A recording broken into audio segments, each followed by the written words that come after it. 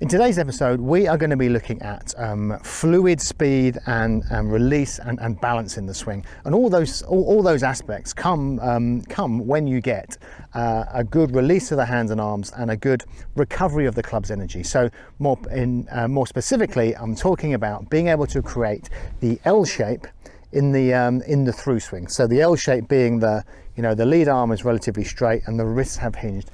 It's an aspect you would see on every good player. They would always be rehinging it this way, especially if they're creating a lot of speed. But it's something that I see that is missing a lot in my club golfers who are steery and guidey through the ball, and it creates all kinds of problems. So we'll look at some technical bits, we'll do some drills, and I've got a challenge for you towards the end of the video. As always, if you enjoy the video, please click subscribe and you'll be able to see more content like this. Okay, so what do we mean by the L shape? As I just intuitively swoosh this cane and create energy, and I think it's probably true for everybody if I just sort of give them a cane, there's a certain motion, and when I say create a swoosh, there's a certain motion of the arm and wrist that just happens, and that is, as we pull down and through, the wrist unwinds, so it unhinges and rotates at the same time, and then it rehinges on the other side. So you can see as I've rehinged, I've got a 90-degree-ish angle this way. And of course in golf we call it the L shape because that also then encapsulates the kind of straightness of the arm. We wouldn't want to be sort of in like so. So there's a swoosh and an extension of the arm. And as I say, it's something you would see in all advanced players, and it's probably something that they never ever think about, but at some point, if it's not in your game, you need to learn it and you need to do some drills. As it is so intuitive, I would encourage you all to, well, first of all, to have a look at your swing and see if you are that golfer that has very straight wrists. I mean, in that case, you'll probably find that your posture is affected. You may find that your kind of head and back have to moving away to find balance. So first of all, we need to establish that you're not kind of hinging the wrists. And then, as always, let's start in a way that is fairly easy and intuitive. So we've got the cane and we're going to give it a swoosh. And the swoosh, as I say, is coming from that wrist action. And that is to pull, rotate the arm, and then rehinge the wrists. That feels quite good. Do that with the other hand. And you can hear there's that real sense of swoosh down at the bottom. Now try and do it without hinging the wrists, and you'll find, well, first of all, you create much more motion with the body.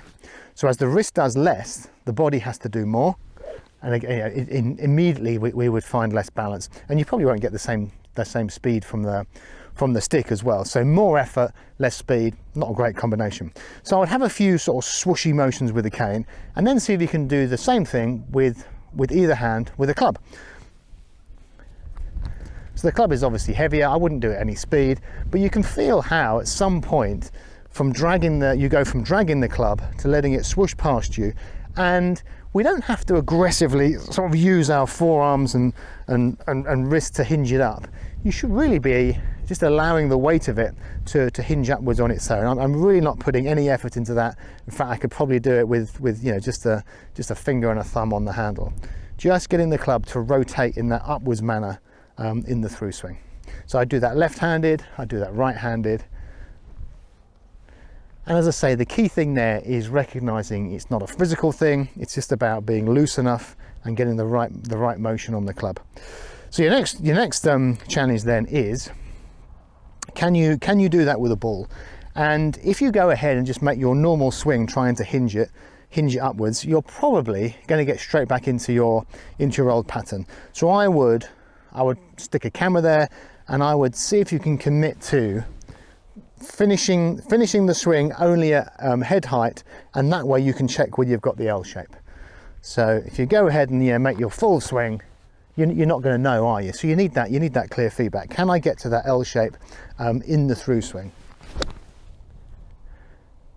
And if you manage to stop it, then you should be able to check, well, okay, not bad, could be a bit more extended, but I've got the wrist hinge. Let's try that again.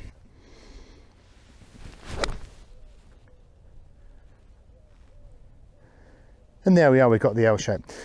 Now, an extension of that is, can you manage to, and this is your first challenge, can you manage to create that L-shaped backswing and through swing with your feet together. Now remember what we said, the less you use your wrists, the more you're going to need to use your body, and vice versa. So if we can have a good hinging motion in the backswing and the through swing, we should be able to hit fairly nice shots with our feet touching and get a reasonable amount of speed. That was one of the cleanest shots I've hit all day. Try that again, just going from L shape to L shape, and you can see the rehinging. And once you get that going, if you're like most of my students, you'll be surprised just how far it goes. And there's a lot of leverage that comes from going from the wrist being hinged at this point, unhinging and rehinging very quickly on the other side. As I say, you might be surprised how much speed you generate. So, challenge number 2 then, and don't do this if you've got issues with your knees or ankles, but the challenge is, can you hit a ball on one leg? And I would start with the leg that's not supporting your weight. I would just have it on tiptoe, and then when you've done a bit of that, can you hit the ball on one leg? Whoop. Let's try that again.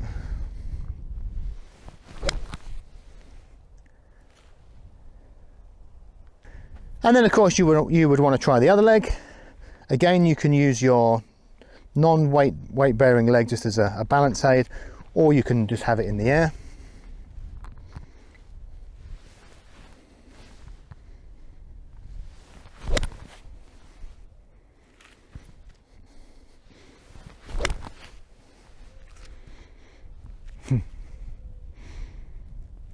Okay, there we go. So the idea of that drill, of course, is to do less with the body and really create more motion and speed with that wrist hinge. But it might seem slightly silly, because we never really play a golf shot, do we, with standing on one foot. But if you think about it, you kind of do. If you've got a steep upslope on the course, then clearly nearly all my weight is supported on that low side foot, and the front foot is just there as a very sort of delicate balance aid. The point being, you have to generate your speed off one foot, and the same thing, of course, on a downslope. You'd be on your front foot. So those are our skills to create speed and the right kind of motion with our arms and hands, but also that sense of balance of sloping lies. So there we have it. That was the L shape in the through swing, and for me that's a big indicator as to the kind of the swing in general and how functional it is. If a golfer has to kind of keep their wrists stiff and steer the club into the through swing, there's a pretty good chance that what's gone on before wasn't quite right either. So often that steery motion would be because the player has unhinged too early. I mean, if you've cast it from the top and you've already unhinged here, good luck trying to hinge it in the through swing. It's pretty much impossible. So that works the other way as well, doesn't it? If your intent is to rehinge it this side, then automatically you're going to keep the hinge longer in the downswing. So the L shape in the through swing has a lot to do with the lag you create in the downswing as well. So you can sort of reverse task it if you like. It's definitely something worth getting right. Have a look at it in your own swing. Give the drills a go. And if you've enjoyed the video and the drills are helping, please let me know in the comments below. And as always, please click subscribe and I'll be able to make more content like this.